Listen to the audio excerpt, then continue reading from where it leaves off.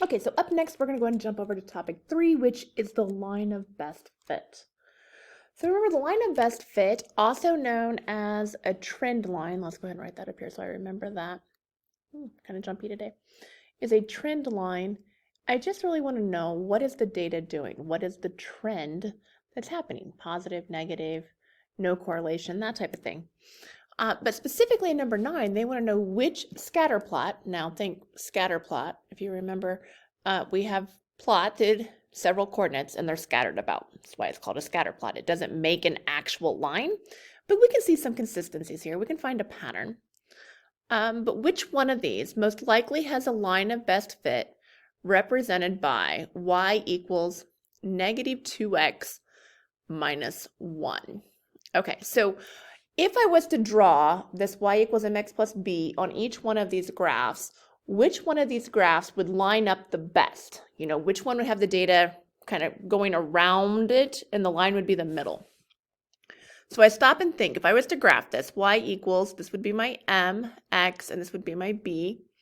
So it would start at negative 1, and then, okay, so it would start at negative 1. Let's just do this here on a. It would start at negative 1, and then it would go down 2 over 1. So down 2. I'm going to switch pen colors because I think this would be easier to see. So 1, down 2 over 1, down 2 over 1. I can go the other direction too, up 2 over 1, up 2 over 1. So you could kind of graph this out a little bit better on paper. So I mean, that's pretty close. But I don't know that it's exact. It kind of looks like it's tilted up a little. I'm going to look at B because I saw maybe that B looks better. So negative 1, then down 2 over 1, down 2 over 1. Or I could have went up 2, back 1, up 2, back 1. And if you notice here, I feel like I'm staying in the data.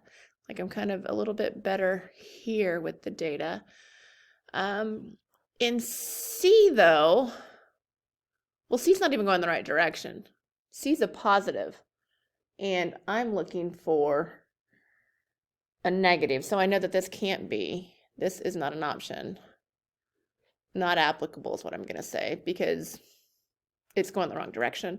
D is the same way. This is not applicable. So I could really pretty much just cross these two off right off the bat. But looking at the data, I might go ahead and draw the line. That might help me see it a little better. So let me go ahead and get those two lines in there, and then we'll look again. Okay, now that I have the two drawn in, I can see that B actually fits the data a little bit better than A. A is a little flatter and B is a little higher. So I'm going to say that my answer here would be B. Then we're going to look at scatter plots based upon tables. Now we're going to do a little different here. Go ahead, make sure you have this copied down, because what we're going to do is we are going to use Desmos to type this up and help us with our y equals mx plus b. So make sure your table's written down, and then switch over to a pull up double screen or split screen so that you can see Desmos at the same time. But let me go ahead and pull that up for you. Okay, so here I am in the Desmos calculator. Now you'll want to be on the graphing calculator. The scientific one won't do it, but the graphing will. We're going to add this table. So I go to the plus sign, I go to table, and if you see, this is X and Y, X1, Y1. So I'm going to go ahead and just put in, I'm going to type in the information I've been given. So it's 25.62, $25.62, and then 450. And then you can either arrow down or you can tab, it'll do the same thing.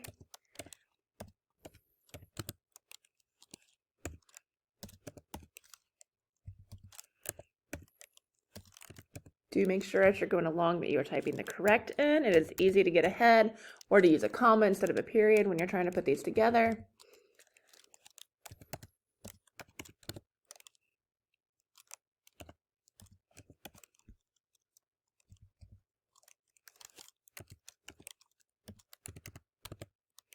And $5. Okay. So now I have my graph.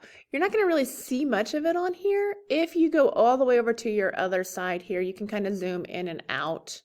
It is here, so you can zoom.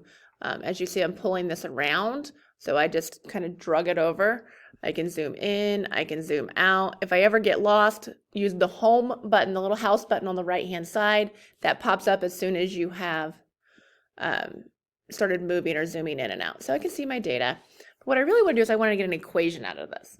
So I'm going to go here and I'm going to type y. Now 1, see how it drops down automatic? And that's exactly what I want. Look at my table. See that y has a sub 1? This is saying I want the y from this table.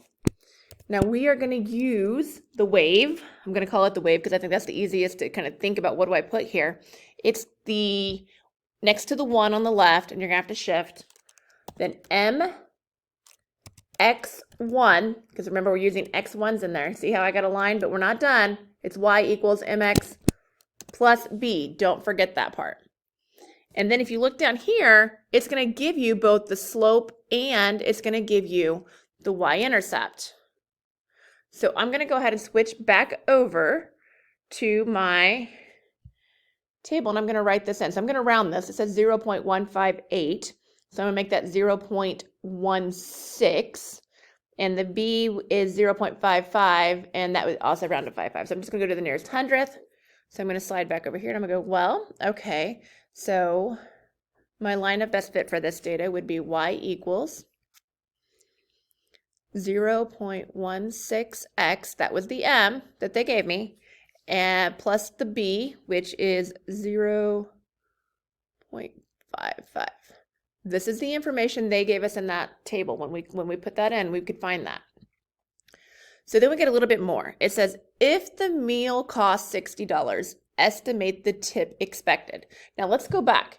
If I look at my table, the meal was the x, the tip is the y. So they said that I have a meal is 60. So I know x. If I know x, yeah, I can find y. So let's figure that out. So y equals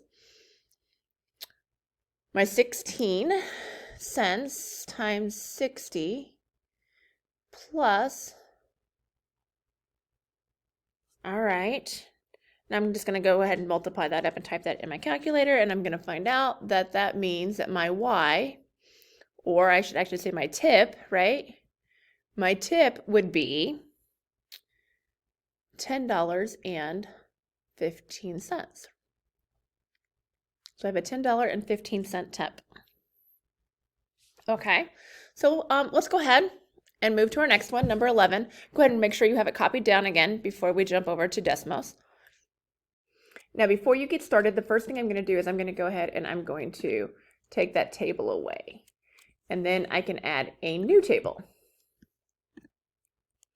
Now, look what happened. Because I didn't clear everything out, this became x2, y2, which means that this will not work. I could not use this. Now, I could change this to a 2 and a 2. But I think just to help clarity, you know, making sure you're all on the same page, I'm just going to start all over. And when I do, I get x1 and y1. I'm going to go ahead and type in my table.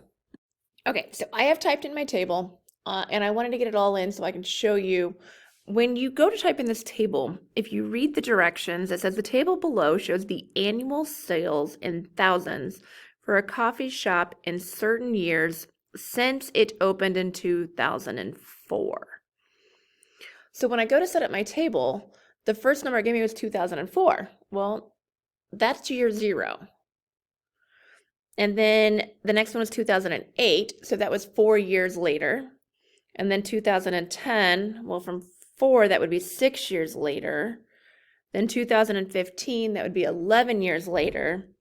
And then 2017 was 13 years later. So we're trying to look at the data as the years progress, not by the actual year it is. It's not, you know, that we've been in business for 2004 years. That was the beginning of our business. And in 2017, we hadn't been in business for 2017 years. We'd actually only been in business for 13 years. So that's why we needed to change up that X. And then you type in your magic little formula here, and it will give you that line of best fit. So I'm going to go ahead and write this down here on my side notes. I've got 20.4 for my slope, and I have 204.8, so 204 8/10 for my B. So let me go ahead and go back over here to my page. Oh, that just jumped big time. Okay, here we go. Our board's just super sensitive today. So y equals, I wrote down for my slope, it was 20, and I'm just going to use tenths here, 20.4x. Always read the directions. They'll often tell you if they want you to round hundredths or tenths. 204.8. Now, according to your equation, how many years will it take the shop to reach $750,000 in annual sales? So I'm looking at my sales table here. That's the Y. Now they said that these were done in thousands. So when I rewrite this equation, instead of Y, again, this is Y, I'm going to write the 750. You can see how it says it's in the thousands. So like this here would have been 205,000, 286,000. So I'm going to put 750 equals, I'm going to have 20.4x plus 204.8. Now it's just your two-step equation, so go ahead and subtract your 204.8, divide by your 20.4.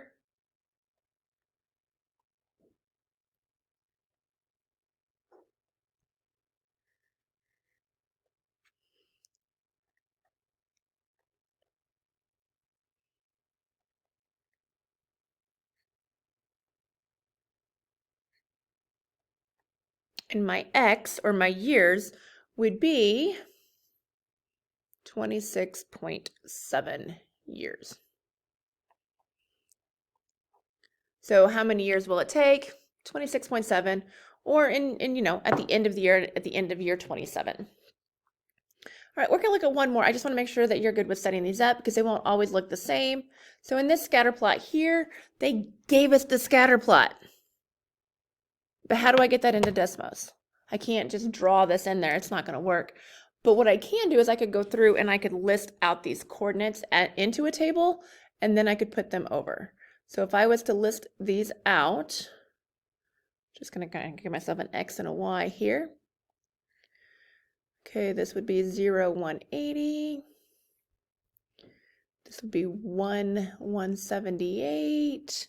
Again, I'm just looking at the coordinates and listing them so that I could put them in a table.